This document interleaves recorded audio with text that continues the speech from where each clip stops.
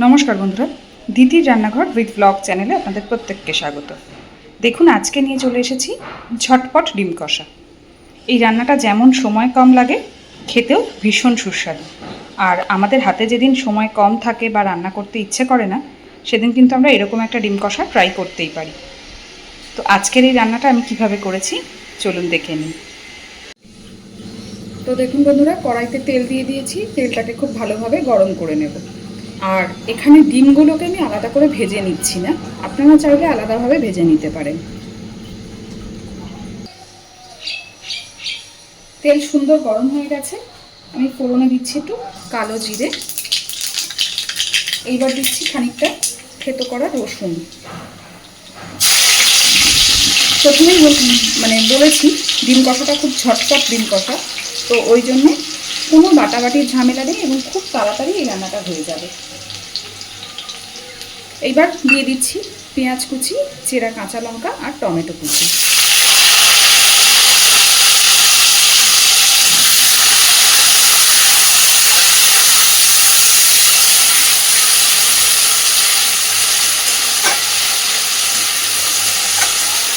একটু হালকা এগুলোকে ভেজে নেব, খুব বেশি কড়া নয়, একটু জাস্ট হালকা ভেজে নেব।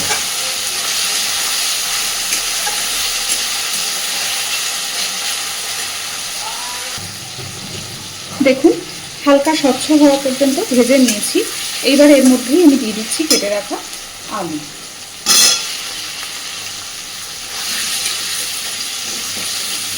এর থেকে সহজে আর এর থেকে তাড়াতাড়ি ডিম কষা কিন্তু হয়নি।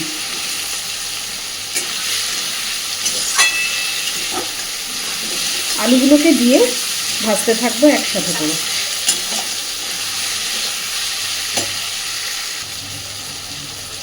আলু টমেটো সবই একসাথে ভাজতে ভাজতে এই পর্যায়েতেই আমি এর মধ্যে দিয়ে দেবো পরিমাণ মতন লবণ আর হলুদ।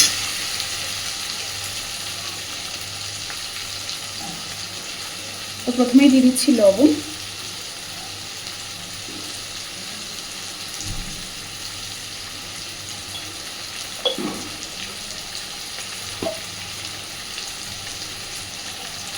এবার দিচ্ছি হলুদ গুঁড়ো,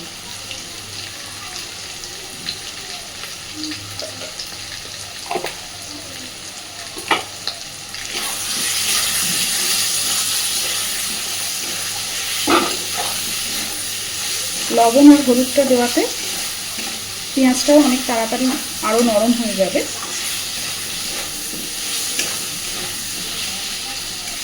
একই সাথে আমি লঙ্কার গুঁড়োটাও দিয়ে দিচ্ছি, এটা কিন্তু ঝাল লঙ্কা গুঁড়ো।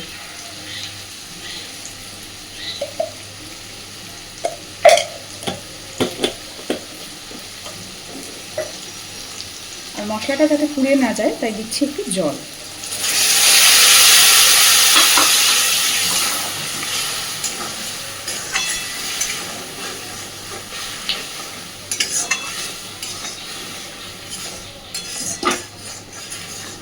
আবারও ভালোভাবে কষাতে থাকবো, কষাতে কষাতে পুরো তেল ছেড়ে যাবে।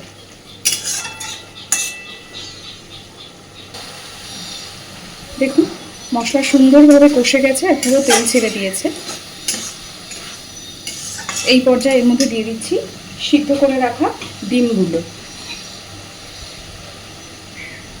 আর এই জন্যই আমি আগে থেকে ডিমগুলো ভাজিনি, কারণ আমি ডিমগুলোকেও আলুর সাথে একটু মিনিট দুই এখানে নাড়াচাড়া করে নেব।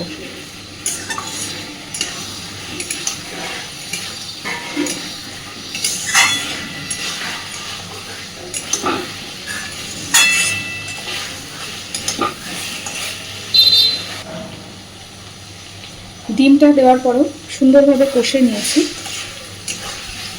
দেখতেই পাচ্ছেন ডিমটাও খুব সুন্দর এর সাথে মিশে গেছে সব কিছুর সাথে। এইবার পরিমাণ মতো জল দিয়ে দেব, কারণ আলুটা সিদ্ধ হবে একটু।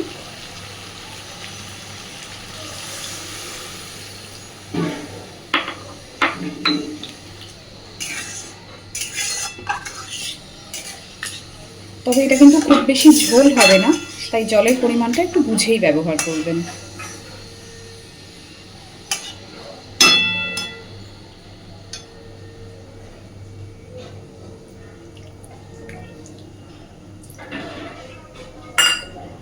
খুব ভালোভাবে ফুটতে দেব। আর এই পর্যায়ে আমি এটা ঢেকে দেব, তাহলে আলুগুলো খুব তাড়াতাড়ি সিদ্ধ হয়ে যাবে। তো এইদিকে দেখো, ডিম কষা কিন্তু আমার একদম রেডি। যদিও গ্রেভিটা আরেকটু শুকোবে, কিন্তু দেখতেই পাচ্ছেন তেল বেরোতে শুরু করেছে। আর কত ঝটপট, কত সহজে এই ডিম কষাটা রেডি হয়ে গেল। এইভাবে বাড়িতে বানিয়ে খেয়ে দেখবেন, গরম ভাতের সাথেও খুব ভালো যায়, আর পোলাওয়ের সাথেও কিন্তু এই ডিম কষাটা খুব ভালো যায়। আর আরেকটা কথা বলি, আপনারা যদি মনে করেন তো এই ক্ষেত্রে ডিম কষাটাতে এইভাবে টমেটো কুচি করে ব্যবহার সেটাও করতে পারেন, বা হয়তো টমেটো সসও আপনারা ব্যবহার করতে পারেন। আর আমার যারা ব্যাচেলার ভাই বোনেরা আছো, আমার মনে হয় এটা তাদেরও খুব কাজে লাগবে। তো এবার আমি গ্যাসের ফ্লেমটা অফ করে দিচ্ছি। আর এই ঝটপট ডিম কষার রেসিপিটা আপনাদের কেমন লেগেছে আমাকে অবশ্যই জানাবেন। আর প্লিজ আমার চ্যানেলটাকে লাইক, শেয়ার এবং সাবস্ক্রাইব করে আমার পাশে থাকবেন।